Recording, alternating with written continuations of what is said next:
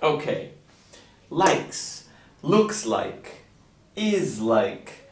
These are often confused by students, so let's take a look at them and see if we can make it just a little more clear in how they're used and the difference between them.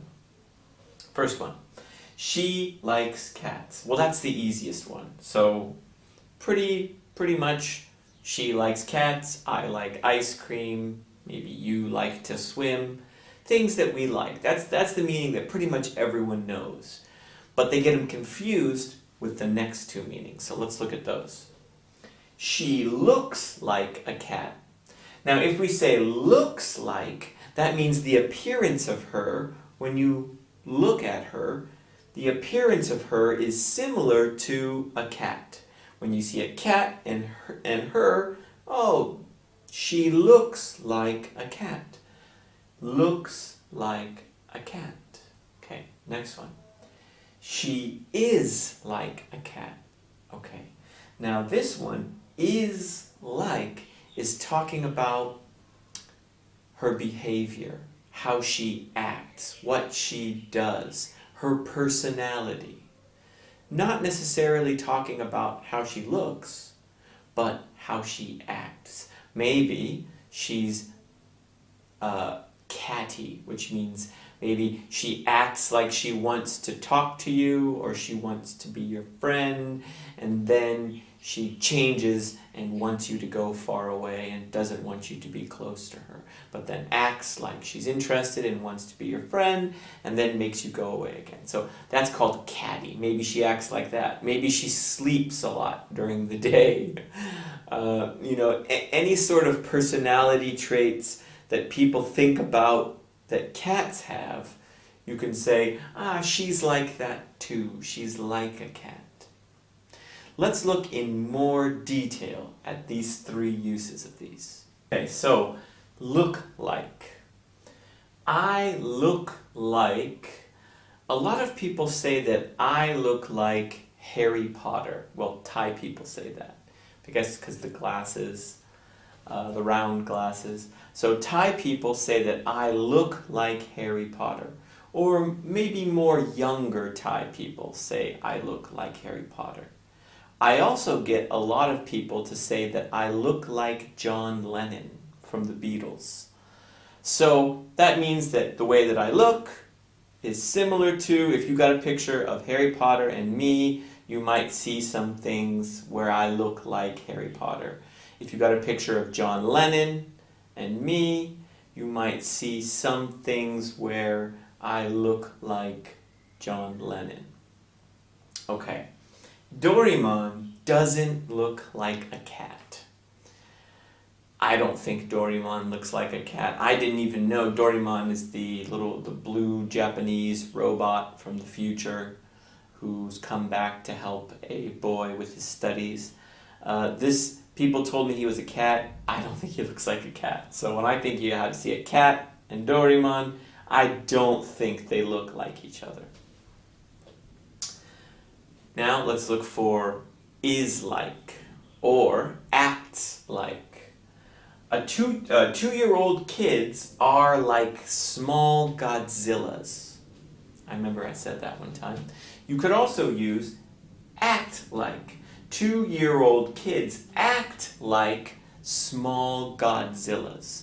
They go around, Godzilla, the giant robot that attacks Japan, and 2-year-old kids, they're small versions, they run around breaking things and tearing things up and putting things in their mouth. So they don't look like Godzilla. They're not green with tails breathing fire. They don't look like Godzilla, but they are like Godzilla. They act like Godzilla. Another one you'll see a lot, people use this expression in English, don't act like a child, or don't be like a child. So when you say that to someone, or if someone says that to you, that if you say it to someone, their behavior, you're saying their behavior is similar to that of a child. Maybe they're not sharing, maybe they're not being mature about something, and they're blaming, and they're not being able to talk about their feelings, and being able to express why it is they're upset, or maybe they just want to win a game and they can't lose. So we are comparing their behavior to the behavior of a child, the way they act to the way that children act. All right, let's look about when we ask questions using these. All right, now for the difference in how the sentences are used when we are just making a statement or if we're asking a question. He looks like. Okay, now when you're going to just make a statement, this blank here is going to be filled in by a noun. Something that doesn't describe what he looked like, but something that looks similar. The appearance is very close to whichever he we're talking about here.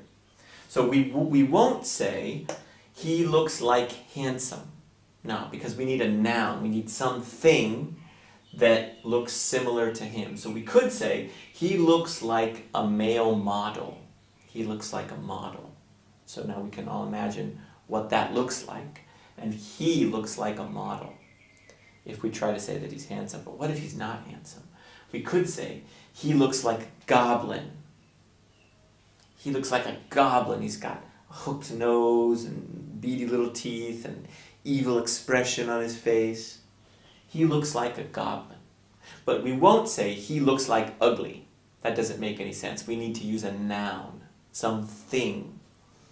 Okay, now in a question, when we ask, what does he look like? What does he look like? We can answer by either giving a noun, something that's similar to what he looks like, or we can use adjectives to describe him. What does he look like? Oh, he's handsome, he's tall, he's got a square jaw, in case if he were handsome. Or we could answer to the question, what does he look like? We could say, oh, he's small and hunchbacked with little brown teeth and an evil expression on his face, and he's got a... So we could describe him either way. So we could say, to answer, what does he look like? He looks like a goblin. Or we could answer with adjectives describing what he looks like. When it's asked as a question, we can answer either way. Now for is like. She is like, okay, now once again, in this line here, we're going to put a noun. We're going to put a noun of something, it's going to be a noun, that in behavior, in the way that it moves, in the way that it responds, in the way maybe that it even sounds, is similar to she. So we could say, she is like a mouse. She is like a mouse.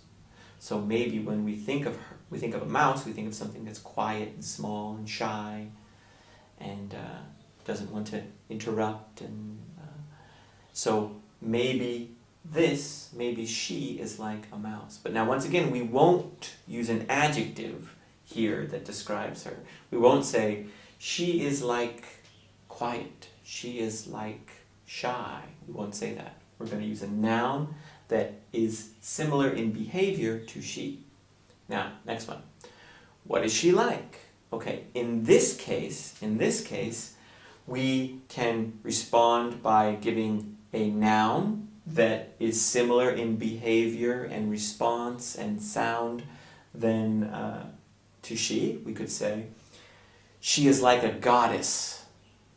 A goddess. So, powerful, confident, strides in. Okay, so in that case, we're choosing a noun that we're comparing to how she behaves. We could also use adjectives.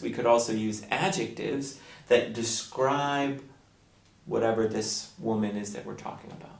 What is she like? We could then say, oh, she's confident and beautiful and powerful, and you could use something like, everybody loves her. She is like a goddess. Okay, so there you go. When we're just making a statement and we're using is like or are like or am like, we use a noun that talks about a noun that is similar in behavior or movement in response to the subject.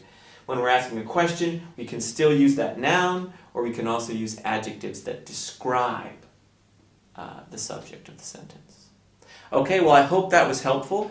I see this getting mixed up often, and sometimes people will be speaking English and they'll pause and they'll try to, I can see them trying to figure out whether they're supposed to say is like, or acts like, or looks like.